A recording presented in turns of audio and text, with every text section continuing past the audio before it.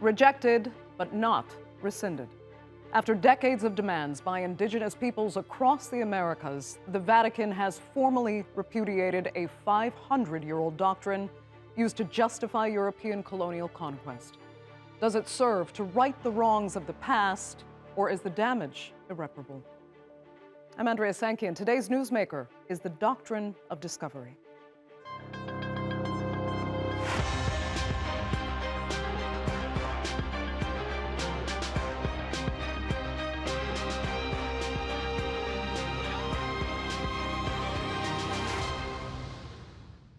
Earlier this month, the Vatican formally rejected its Doctrine of Discovery. The papal decree, or bull, was declared centuries ago and was used to legitimize the seizure of indigenous lands, mostly in Africa and the Americas. Now, riddled with racial and religious superiority, it eventually insinuated its way into the more modern laws of the United States, Canada, and Latin America. It justified what today would commonly be judged as illegal land seizures and human rights abuses. And though it's taken centuries to repudiate, the Vatican statement says the decree has never been considered expressions of the Catholic faith. Last year, during a visit to the Canadian Arctic, Pope Francis apologized to First Nations people for the evil of the country's Catholic residential schools. Now, those schools became notorious for abuse and even murder of Canadian Indigenous children as they were forced to assimilate to white Catholic culture. Church doctrine also allowed Portugal and Spain to take territories in Africa and the rest of the Americas, and many argued it still informs government policy and laws in the United States. Here's a closer look. The Doctrine of Discovery states that an explorer from a European Christian country can take ownership of any land they discover, regardless of any non-Christian inhabitants, and concede it to their home country. The papal bulls divided the world between Portugal and Spain, giving them free power, authority, and jurisdiction of every kind over all non-Christian lands. Most importantly, it gave them permission to enslave millions of people. The Doctrine of Discovery became a legal principle through a U.S. Supreme Court case in 1823. Two men bought same land, one purchased it from a Native American and the other from a federal government. The judge decided it did not belong to the Native American because it was never his to begin with. 65 years later, that decision was reflected in Canadian courts. The Supreme Court decided that land did not belong to Indigenous people because it became federal property when Europeans discovered it. Over hundreds of years, backed by the doctrine, precedents were set that led to the seizures of Indigenous lands and the displacement of Indigenous peoples. I am touched by the way in which the document doesn't close the book. It doesn't attempt to say, and that's that, and we'll have no more of that, thank you. Well, some Indigenous leaders have welcomed the statement as a good first step, but others have criticized the Vatican for not actually rescinding the doctrine in its entirety. Doctrine of Discovery itself has been used as a tool to dispossess Indigenous peoples of our inherent right to the lands upon which we live. But as you look throughout time, it's led to very racist, genocidal policies and practices by colonizing governments. Well, let's get another opinion now on what the Vatican's repudiation really means for the Doctrine of Discovery. Joining me from Washington is Mark Charles. He is the co-author of the book, Unsettling Truths, the ongoing dehumanizing legacy of the Doctrine of Discovery. Mark, thanks so much for joining us. Are you impressed with what the Vatican has done here? Is it a game changer? Well, before I begin, let me just say I'm speaking to you from what most people call Washington, D.C., but they're the traditional lands of the Piscataway. I moved here from the Navajo Nation with my family about 8 years ago, and I just want to honor the Piscataway as the host people of the lands where I'm living. And no, I was not impressed with what the Vatican did with the apology. They had a very real opportunity to deliver a meaningful apology, and instead they delivered a very politicized, not even apology, but just a statement that seemed more intent on protecting the Vatican and the Catholic Church from legal liability than actually dealing with the injustice that not only were they complicit in, but they have helped perpetuate for the past 400 or 500 years. So yeah, there's a lot of very specific parts of the statement that I was very displeased with. Yeah, and I mean, just in the title of your book, you say the doctrine's legacy is ongoing. So in what form does it still actually persist today? Yeah, so it persists in our legal system, right? And the way that Native nations in the United States of America are treated. The Doctrine of Discovery, and Stephen Newcomb, who is written beautifully about the Doctrine of Discovery and its legacy in our nation. You know, the Doctrine of Discovery goes all the way back in our legal system to a Supreme Court case in 1823, Johnson versus McIntosh, which was deciding the legal precedent for land titles. And they used the Doctrine of Discovery as part of that precedent. That legacy, that precedent gets referenced as recently as 2005 in the Supreme Court case Oneida Indian Nation versus the city of Charlotte, New York, where the Oneida Indian Nation was attempting to reestablish some of their ancient sovereignty. And in the first footnote of the case, where they're establishing precedent, the Supreme Court references by name the Doctrine of Discovery. And so not only is it used legally, and it's very interesting, right? Because you would think if we were talking about land title, we would go back to a treaty. The U.S. has hundreds of treaties it's written with Native nations. But because virtually every treaty they wrote has been broken, when they want to establish precedent and land title, they don't reference treaties because they broke all those treaties. They go back to their Doctrine of Discovery. Right. It's amazing too. That opinion was actually written by Ruth Bader Ginsburg. It was an 8-1 ruling. I have shocked audiences all over the country when I drop her name as the person who wrote and delivered that opinion, because her opinion, her legacy is that she's fighting for the rights of the marginalized, a voice of dissent on a conservative Supreme Court when she was there, which she did very well until it came to land titles. And because land titles are still based on the legal understanding that natives aren't human, we're savages, I say this is what makes white supremacy a bipartisan value, which she demonstrated in her opinion. It's amazing, yeah, because she pointed out one of the reasons she ruled against the Oneidas was this long delay, as she said, in seeking judicial relief against the state of New York involved. I mean, there was no statute of limitations declared at the time when their land was initially taken. So I felt it interesting that was argued as a point against the Oneidas. But let me ask you this, because the Supreme Court would effectively be the body now that could deliver some sense of justice to indigenous populations in the United States today.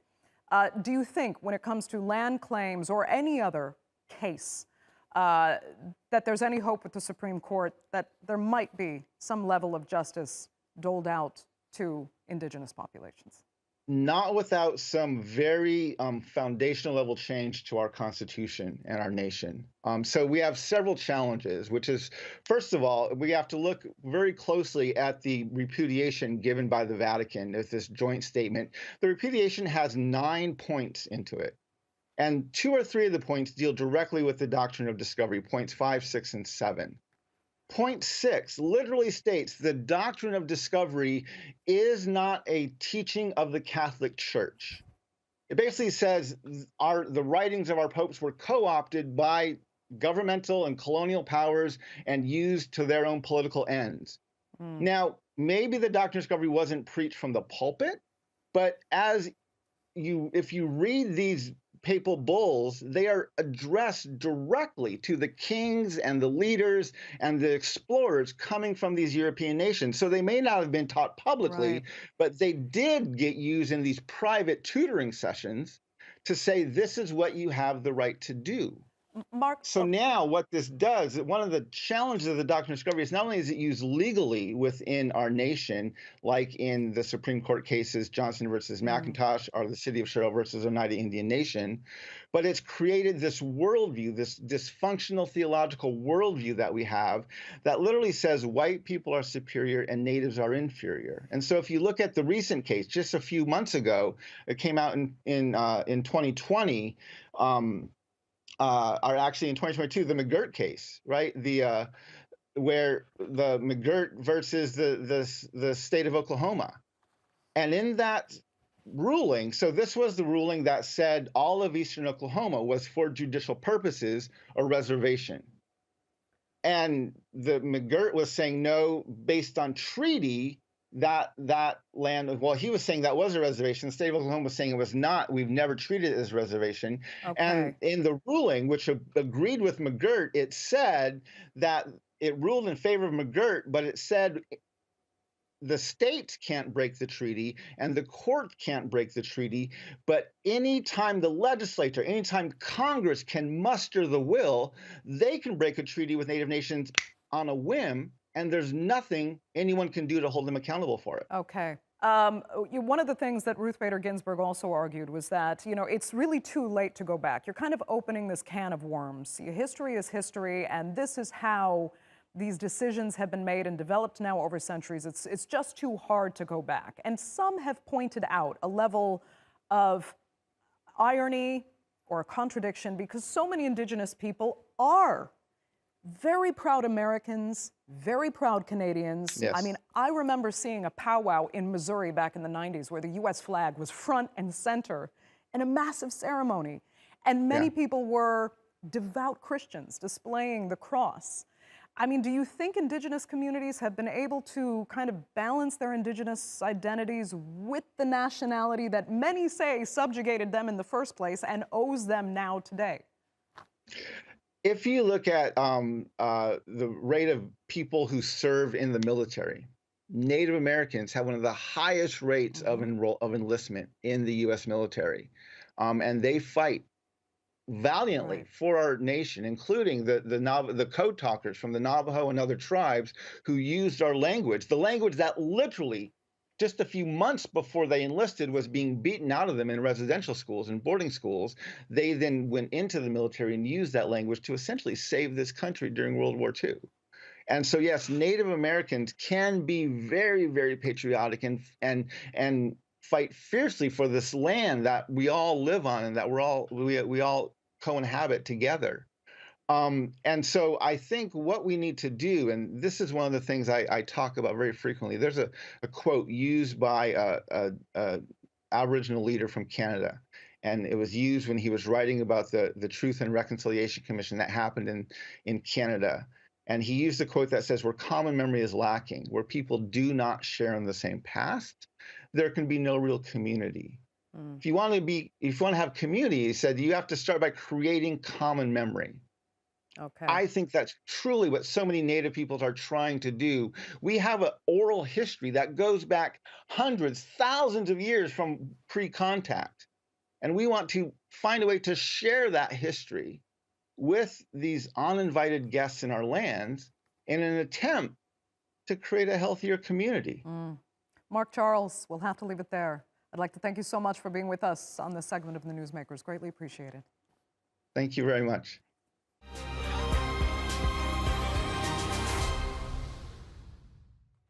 Well, let's broaden out the discussion now. And joining me from Rome is David McCallum, the Executive Director of the Discerning Leadership Program. From Calgary, Canada is Indigenous consultant Rachel Snow. And from Long Beach, California, Stephen Newcomb, the author of Pagans in the Promised Land, Decoding the Doctrine of Christian Discovery. He is also the co-founder of the Indigenous Law Institute. Thanks all so much for being with us. David, let me start with you as much as you can from the Vatican's perspective. Why was this repudiation finally deemed necessary? And explain some of the wording chosen as an apology and what it really says. I think that the visit of Pope Francis to Canada this past year had a very profound effect, not only on the Pope, but also on all those who are involved in the the discernment really about how to respond to repeated requests over many, many years, initiated by Stephen and Rachel and many others, for this repudiation. And in the course of the visit last summer, it was very clear that the understanding of the Doctrine of Discovery and its impact was not evenly shared amongst people who are often responsible for setting policy or creating these statements. And over the past year, I think a great deal of consideration was given to understanding the questions and issues at a greater depth, and also crafting a statement that was appropriate, at least to express, in particular, this notion of repudiation, which is to say, the Vatican recognizes its responsibility in its part in this colonial settler project that was undergoing, that was transpiring in the 16th century, but also 15th and 16th century. But more than that, the idea that the mindset that gave rise to this doctrine of discovery, this mindset of cultural superiority, is not at all consistent with the way that the church thinks of its place in society today. Okay. And that there is sincere regret for the ways in which this mindset gave rise to not just the colonial project, but also the way in which evangelization has been done over the years. Okay. Stephen, let me get to Stephen quickly. Is this, in your opinion, is this repudiation good enough? Well, thank you for having me here. I knew Delawensa Steve Newcomb, Nulalendum Elipaok. Just saying a greeting in our Lenape language. And I think that I want to set context conversation, which is the original free existence of our nations and peoples extending back to the beginning of time through our oral histories and traditions, contrasted with the system of domination that was brought by ship across the ocean and imposed on everyone and everything. And the huge part of the driving force of that system of domination was the Vatican papal documents from the 15th century that issued, these papal bulls were issued by various popes and asserting and assuming a claim of a right of domination against our nations and peoples through the Christian world. And I think that that is what we're dealing with. When my friend Dementor Virgil Killstraight and I, Virgil was from the Oglala Lakota Nation, a traditional headman and ceremonial man. And when we began our efforts, we did so calling upon Pope John Paul II to formally revoke the Inter Caetera papal bull of May 4th, 1493, as symbolic of those series of papal bulls. And I'd like to get in, as we go along here, I'd like to get more specifically into the language of those documents. But in response to your question, I don't think that it goes far enough, because it was reframing our initial issue. And we're still calling for the revocation of the papal bull and perhaps even that whole series of papal bulls. Right. Rachel, let me come to you, because you had said before that it's not just about the Vatican, and you're actually pretty tired of apologies. Now, this might be an even more elaborate apology, but it doesn't rescind the doctrine. And it still leaves the governments, the Canadian government, as you know, in particular, left to take the steps that you want to see taken to do right by the people that were wronged under the Doctrine of Discovery. So tell us what you think needs to be done now to make the kinds of amends that you think First Nations people deserve. Good morning, Ambawashte. I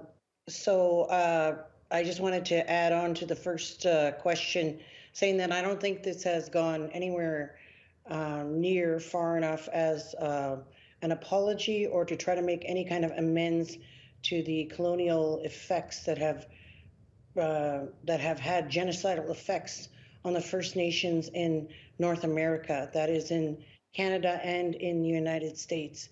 I think that we have heard apologies over and over, and the apologies don't carry any weight because the policy or the underlying wrong or harm that was done from that initial bull, from that initial papal bull, is still in effect in Canada today, is still causing harm for my people here in Canada. And until that is rescinded or revoked, until there are adequate reparations made for the First Nation people of North America, for the Native American people, we're not going to, all we get is empty apologies. All we are having is words. Rachel, and actually, if you can, be specific. How is it Well- harming your people today? Well, because we still have the colonial effects in place, such as the things that are happening in Canada right now, with Canada adopting the United Nations Declaration on the Rights of Indigenous People, domesticating it under Canadian law, which is in effect taking the heart or the international status of that document and subsuming it under Canadian law so that Canada can define it. Then it becomes an ongoing battle where we don't have that international, where we don't have the international clout or the international stance to make arguments against Canada, because now some of our would-be leaders have agreed to let this document come under Canada's control. And that's, again, perpetuating terra nullius, perpetuating the doctrine of discovery, perpetuating all the effects of colonization. Now, I'm going to ask all three of you this question, but let me go back to David to begin with this, because there are those, as you know, who say, we need to let this go. It's hundreds of years old. History is history. The past is the past. And it's come too far to actually correct anyway, particularly in the terms that Rachel is speaking of, because it has in many ways been intertwined in modern law. So, David, what do you say to the people who say this should not even be an issue anymore? I don't agree with them at all, to be honest with you. I think that the history that we're talking about is incredibly traumatic, and it has, as both Rachel and Stephen have said, lasting effects. It needs to be reckoned with. You know, there's a specific framework today known as restorative justice, and restorative justice really calls for those who have been the generational victims of genocide or trauma to be able to articulate clearly and define what are the terms that will help in the process of healing and progress. And I think that that framework is an important one for this conversation. I think that the issues that both Stephen and Rachel are pointing to are essential, not just at the level of the church, but also these governments. Where are the spaces internationally where these kinds of concerns can be dealt with in a way that respects the sovereignty of these Indigenous nations? Where are the spaces where accountability, appropriately positioned, makes claims for reparations, for the rearticulation of legal constructs, especially related to property, which is one of the original issues here. So I would say to those who feel like this is a dead issue that they only need to have conversations with people from the nations, from the various Indigenous communities where people have spoken up to know better. And yeah. Rachel, quickly, I'm going to come to you again because I saw you shaking your head, disagreeing with what was David was initially saying. Why? Restorative justice. Again, if we have restorative justice, but it's under the parameters of mainframe or mainstream defined justice, that isn't restorative justice to us. That is not the application of First Nation Indigenous laws. What it is some sort of taking what we know to be our laws or our Indigenous traditions and subsuming them again under Canadian law. Therefore, in fact, making anything like restorative justice or using these types of words, it's a word game. It's not about us. It's not about reparations. It's not about the revocation of all the harm being done. It's just Band-Aid on a gunshot wound. Stephen, do you agree there? Well, I think that the detail is very important. I was recently at one of the First Nations communities, and a woman took the stage and said that she had lost 12 members of her family to suicide, her immediate family. Those are the types of things that are afflicting uh, First Nations communities, and because of the trauma, because of the way in which the residential schools and the boarding schools were used as a genocidal weapon against our nations and peoples to destroy our languages, cultures, and spiritual traditions, our very identity as nations and peoples. The reverberation of that through generations is still ongoing. And that's a consequence of the way in which the Vatican unleashed a system of domination on the planet. For example, in the 1455 papal bull Romanus Pontifex, it said that the King of Portugal was to go to the western coast of Africa and to invade, capture, vanquish, and subdue all Saracens, pagans, and other enemies of Christ, reduce their persons to perpetual slavery, and take away all their possessions and property. Yet the Vatican statement that was recently issued said that the popes have stood against violence and slavery and social injustice and oppression. So that can't possibly be true. Those are completely contradictory. Okay, so Stephen, quickly, what can be done to rectify this now? I think what I'm doing is asking the question, why is it and how is it that the claim of a right of domination has been made into the organizing principle of the planet? And that goes across the board. Why is it that the effort to dominate and control others rather than to have peaceful relations seems to be the theme of the world?